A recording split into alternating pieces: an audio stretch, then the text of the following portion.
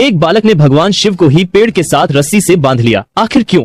दरअसल एक बार एक बालक अपनी गायों को जंगल में नदी के किनारे चराने के लिए ले जा रहा था। तभी उसने देखा कि एक महान संत अपनी आंखें और नाक बंद कर गहन योग साधना में लीन है। बालक थोड़ी देर तक संत को बड़े ध्यान से देखता रहा। कुछ समय बाद उससे रहा नहीं गया और उसने उत्सुकता से संत से पूछ ही लिया कि वे यह सब साधना क्यों कर रहे हैं। संत ने जवाब दिया, मैं भगवान शिव के दर्शन प्राप्त करने के लिए ये साधना कर रहा हूँ। थोड़ी देर बाद संत वहाँ से चले गए।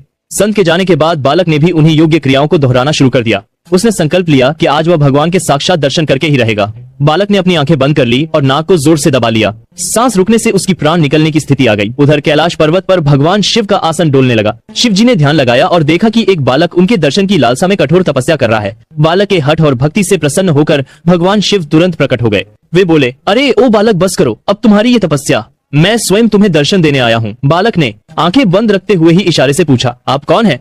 भगवान शिव ने उत्तर दिया, मैं वही भगवान शिव हूँ जिनके दर्शन के लिए तुम इतनी कठोर साधना कर रहे हो। बालक ने आंखें खोली और तुरंत एक रस्सी लेकर आया। क्योंकि उसने भगवान को पहले कभी देखा नहीं था, इसलिए उसे विश्वास नहीं हुआ कि यह सच में भगवान शिव है। पहचान की पुष्टि करने के लिए उसने भगवान शिव को पास के एक पेड़ से रस्सी से बांध दिया और संत को बुलाने के लिए दौड़ पड़ा। वह संत दौड़ते हुए वहाँ आए, लेकिन उन्हें वहाँ कोई दिखाई नहीं दिया। उन्होंने बालक से कहा, मुझे तो भगवान कहीं नहीं दिख रहे। तब बालक ने भगवान शिव से पूछा, प्रभु, यदि आप सच में भगवान शिव हैं तो संत को दिखाई क्यों नहीं दे रहे? भगवान शिव मुस्कुराए और बोले, जो भक्त बिना किसी छल कपट के निष्कलंक और सच्चे मन से मुझे याद करता है, मैं उसे अवश्य दर्शन देता हूँ। तुमने बालहट और निश्चल श्रद्धा से मेरी आराधना की, अपने प्राणों की भी परवाह नहीं की, इसीलिए मुझे कैलाश से मृत्यु लोक में आकर तुम्हें दर्शन देने पड़े। लेकिन यह संत अभी भी पूर्ण शुद्ध भाव से नहीं साधना कर रहे हैं। वे रोज क्रिया तो करते हैं, लेकिन उनके मन में अभी भी भटकाव और स्वार्थ है, इसलिए मैं उन्हें दिखाई नहीं दे रहा।